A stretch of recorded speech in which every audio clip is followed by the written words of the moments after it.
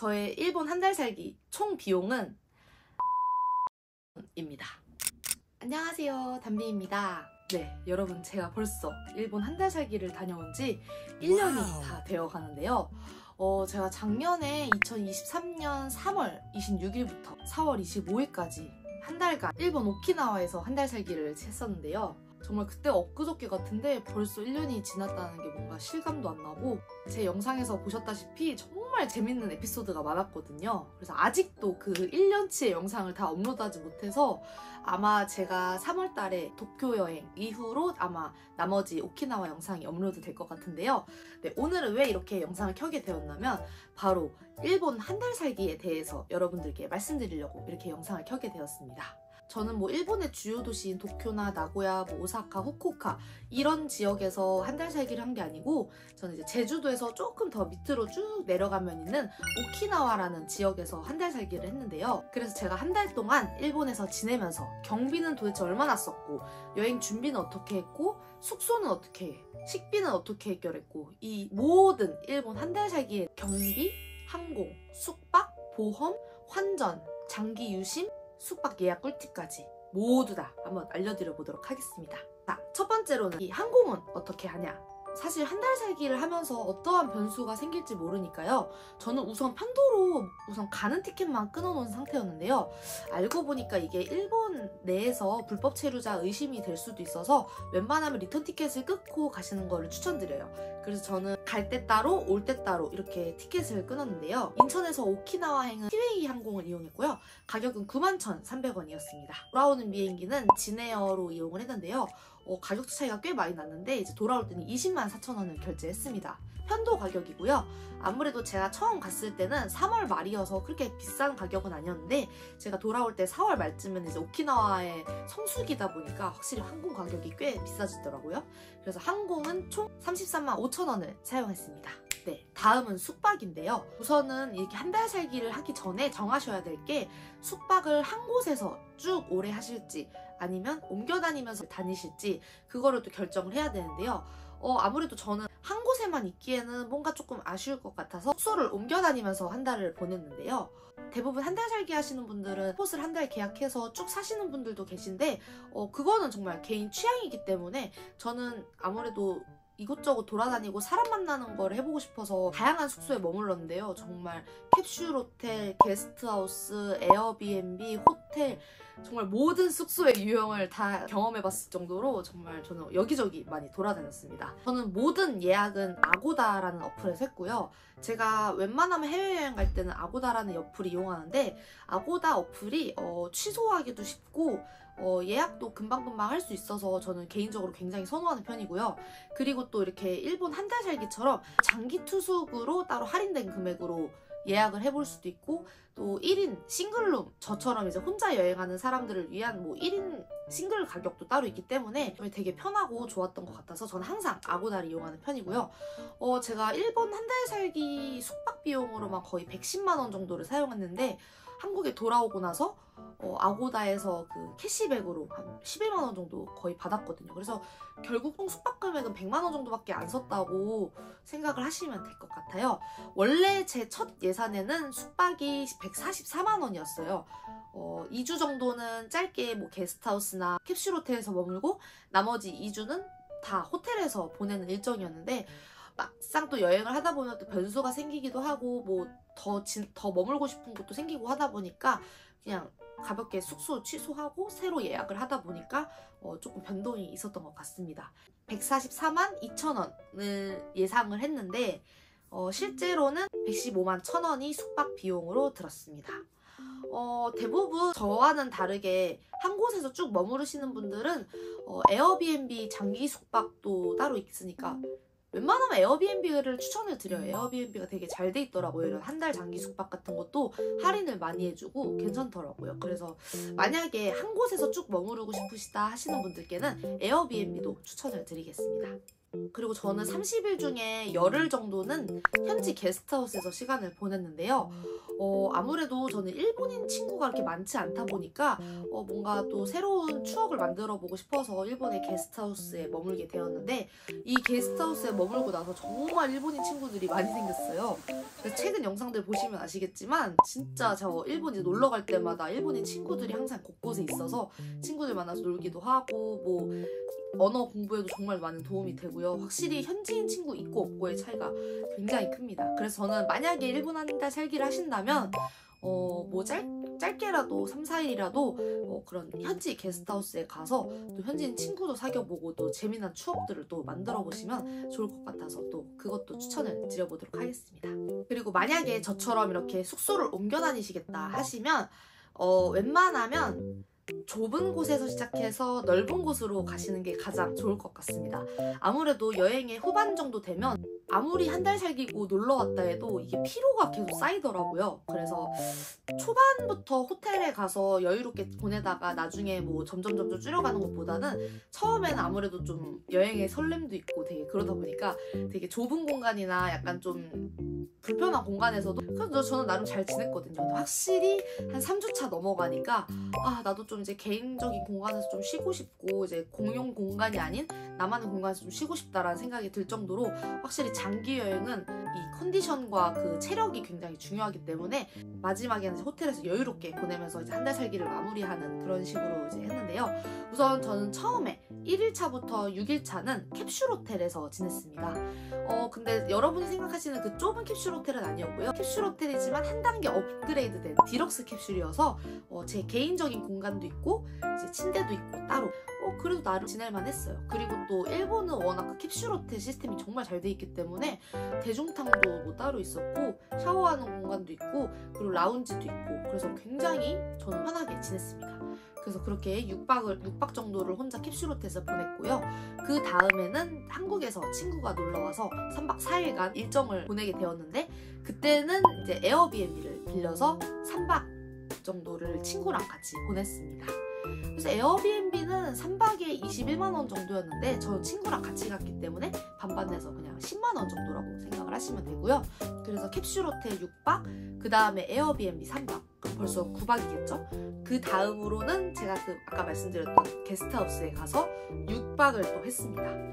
그래서 원래 게스트하우스 6박을 하고 도쿄로 넘어가는 일정이었는데 게스트하우스가 생각보다 너무 재밌고 여기서 정말 보내는 시간들이 너무 좋아서 원래 도쿄에 다녀오자마자 바로 호텔로 체크인을 하는 거였는데 그 일정을 취소하고 게스트하우스에 이틀 더 머무르기로 해서 총 게스트하우스에서는 8박을 했습니다.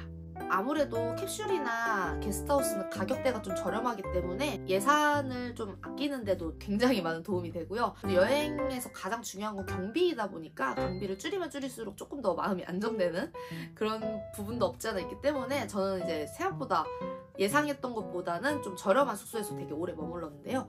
아무튼 그렇게 머물고 그리고 또 도쿄 여행을 또 3박 또 갔는데요. 그때도 게스트하우스에서 머물렀어요. 그래서 게스트하우스에서 머무르고 호텔에서 마지막 일주일 보냈습니다.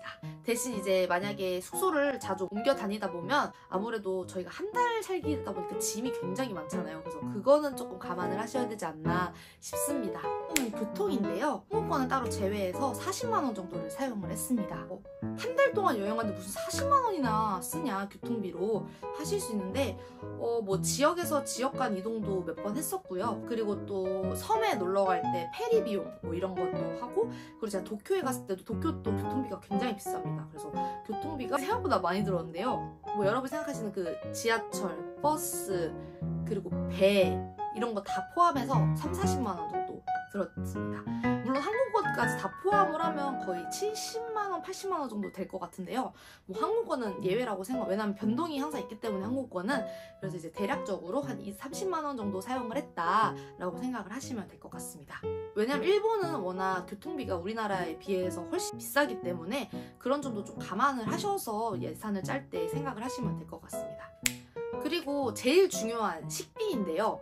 와, 식비가 저는 생각보다 많이 쓸 줄 알았는데 그렇게 많이 쓰진 않았어요. 저는 이제 총 식비로는 100만 원 정도를 사용을 했는데 우선 저는 한국에서 일본으로 넘어가기 전에 비비고랑 햇반, 컵밥 이런 거 있잖아요. 그리고 팩으로 된 그런 뭐 된장찌개나 제육볶음, 뭐 컵밥, 스팸 뭐 이런 거 다 사가가지고 저는 완전 한식이 없으면 안 되는 사람이어서 아무리 일본이어도 어느 정도 한식은 먹고 싶어서 이렇게 많이 챙겨갔는데요. 오히려 이렇게 많이 챙겨가다 보니까 확실히 비용 절감이 많이 되었습니다.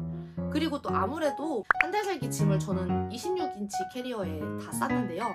그래서 반은 거의 그 음식으로 채워놓고 여행에서 돌아올 때는 또 기념품도 사야 되고 선물도 사야 되다 보니까 이제 음식은 다 먹고 나중에 거기다가 선물을 다 채워서 왔는데, 아무튼 저는 그렇게 음식을 사와서 이제 호텔이나 이런 데서는 해먹기가 좀 힘들어서 이제 게스트하우스나 에어비앤비 이런 데 이용을 할 때는 제가 한국에서 가져온 이런 뭐 비비고 같은 간편식품들을 주로 이용을 했고요. 또 저는 일본 한 달 살기를 하신다면 일본 마트에 있는 음식들을 추천을 드립니다. 일본 마트가 생각보다 우리나라 마트도 좋지만 일본 마트는 정말 도시락 종류도 많고요. 특히 그 7시에서 8시 사이에 그 마감 세일할 때 가서 사면 정말 저렴하게 살 수 있습니다. 뭐 치킨, 초밥, 도시락, 돈가스 뭐 정말 많으니까요. 꼭 한 달 살기 하시는 분들은 마트나 백화점 그 지하 마트에 있는 그런 걸 꼭 이용해 보시길 추천드립니다. 거기서 사면 거의 한 끼에 5,000원 안으로 다 해결할 수 있고요. 초밥도 10피스에 한 8,000원? 7,000원? 싼 거는 진짜 막 6,000원짜리도 있을 정도로 굉장히 식비가 저렴합니다. 생각보다 식비가 굉장히 많이 저렴해서 놀랐고요. 오히려 이제 밖에서 사 먹는 음식은 거의 기본 1,200엔, 1,300엔 뭐 싸면 900엔 정도 했던 것 같은데, 아니면 한국의 김밥천국 같은 요시노야였나? 아무튼 그런 현지인들이 많이 이용하는 식당들도 이용하시면 생각보다 저렴한 가격에 식비를 해결할 수 있습니다. 그렇게 해서 식비는 100만 원 정도 들었습니다.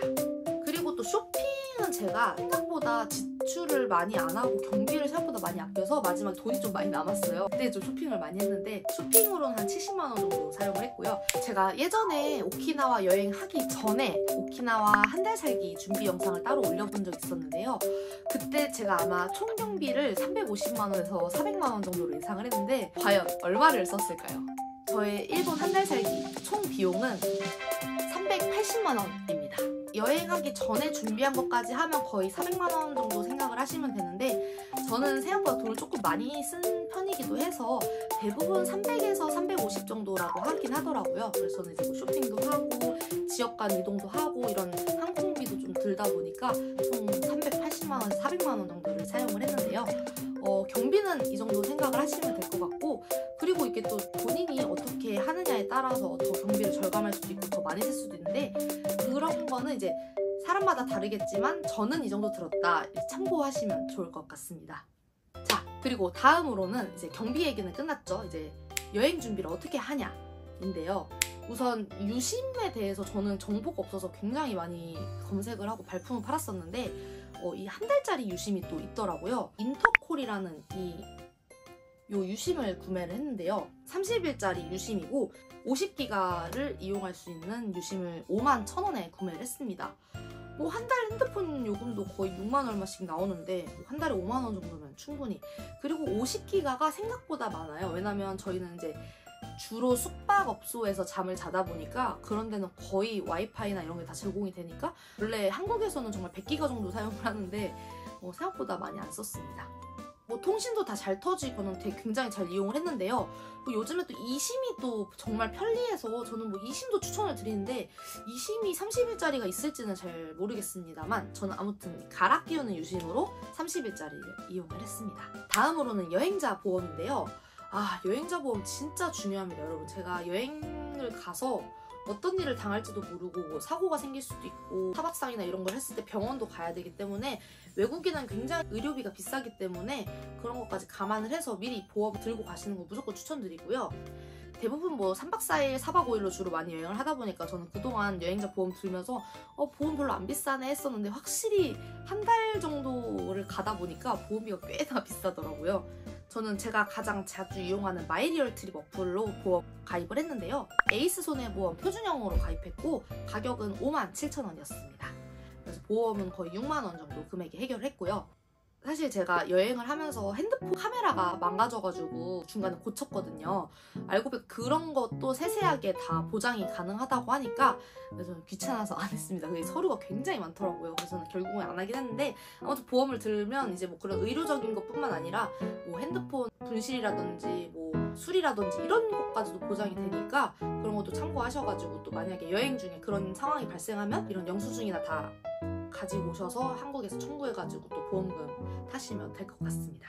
그래서 보험은 6만 원 정도 들었고요. 다음은 환전입니다. 요즘에도 환전을 많이 하시나요? 저는 하나은행에서 하는 트래블로그 카드를 이용을 하는데요. 아무래도 일본에서는 아직까지는 현금을 요구하는 가게도 많아서 무조건 카드로 다니기엔 조금 애매한데요. 그래서 저는 트래블로그로 이제 계속 충전을 해가면서 썼는데, 처음에는 150만 원 정도 충전을 해서 이제 만약에 돈이 부족하면 더 돈을 채워넣는 방식으로 했는데, 트래블로그 카드는 세븐일레븐에서 수수료 출금이 무료이기 때문에 언제든 돈이 필요할 때 세븐일레븐에 가서 출금을 해서 사용을 했습니다. 환전을 미리 해가시는 것도 좋기는 한데, 한 달 살기라는 게 좀 기간이 길다 보니까 그만큼 이제 환전 비용도 많아서 이렇게 뭐 분실 우려도 있고 하다 보니까 저는 그래서 아무래도 현금보다는 카드로 하시는 걸 추천을 드립니다. 뭐 트래블로그뿐만 아니라 트래블 월렛도 있고 굉장히 요즘에 많더라고요. 워낙 사람들이 해외여행을 많이 가다 보니까. 그래서 그런 거 참고하셔서 카드 발급 받으셔서 거기에 충전해놓고 쓰시면서 부족할 때는 이제 ATM에서 출금하고 이런 방식으로 하시는 거를 가장 추천드립니다. 네, 오늘은 이렇게 일본 한 달 살기에 대해서 한번 말씀을 드려봤는데요. 정말 저는 이 오키나와 한 달 살기 준비하면서 정보가 생각보다 많이 없더라고요. 그리고 저는 또 일본 도쿄나 이런 곳으로 간 게 아니라 오키나와로 갔다 보니까 정보가 많이 없어서 정말 발품을 많이 팔고 진짜 하나하나 다 알아봤었는데, 일본 한 달 살기를 계획하고 계신 분들께 좀 도움이 되고자 이렇게 영상을 찍게 되었습니다. 네, 이제 저는 다다음 주에 또 도쿄로 떠나는데요. 도쿄에서 콘서트도 있고 현지인 친구들도 만나서 놀기로 해가지고 또 다음 이번 시즈오카 여행 영상 뒤에는 도쿄 여행 영상이 준비가 되어 있으니까요. 또 기대 많이 해주시고, 그리고 아직도 다 올리지 못한 오키나와 영상도 도쿄 여행 뒤에 올릴 계획이니까요. 많은 관심 부탁드리고 구독과 좋아요도 열심히 눌러주시면 감사하겠습니다. 그럼 오늘도 영상 봐주셔서 감사하고 저는 또 다음 영상에서 뵐게요.